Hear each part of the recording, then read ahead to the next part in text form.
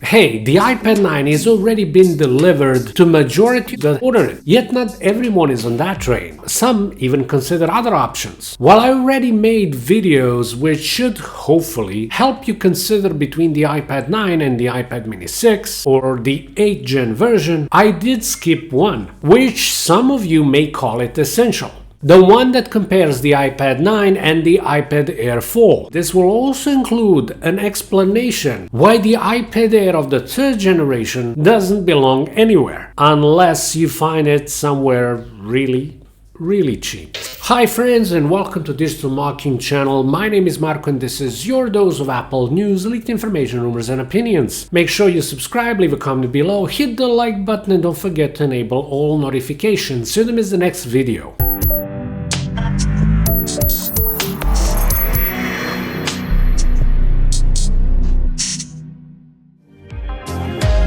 Opinions may vary, but the iPad 9, from my perspective, was not such a huge upgrade comparable to the 8th generation, as much as it was its bump in base storage from 32 to 64 gigs. Processor is faster, I get it, the same way that 12 megapixel front-facing camera is an ass kicker, but that's all. If these two latest things are important to you, you know you should go for it without thinking. For anything else, its predecessor was just fine. Don't eat me for it. I know that subconsciously you will eventually agree with me on this one. If we include the iPad Air 4 in the story, let's be honest, the difference is not as obvious as it was previous year. With its release in 2020, it was way better than the model it replaced in almost every way, not to mention standard 8th gen iPad. This difference has now been altered since this year's iPad has jumped to A13 wagon. Inclusion of that front-facing camera that I've mentioned, it even got the edge over otherwise more modern Air, which is insane. I mean, it's unavoidable there will still be a difference performance-wise between these two. 2020 iPad Air does have a 14 Bionic chip, which is around 25-30% faster than the A13, plus 1 gig of RAM extra, which is essential in multi-tab browsing, multitasking and gaming. Nevertheless, everyone else who is not a hard-hitting user will have no reason to consider anything above this year's standard iPad. The iPad Air 3, for example, thanks to everything that has happened, has literally been sacrificed. It is the obsolete model, but till now its price remains steep. Yet with processor old as A12, a 9th gen CPU predecessor, regardless if it's still top of the line performer, now simply does not make any sense. It offers the same amount of RAM, 3 gigs to be precise, and still costs more money. Why in the world you would consider going there? Unless it's below $300, so you can swallow that sin.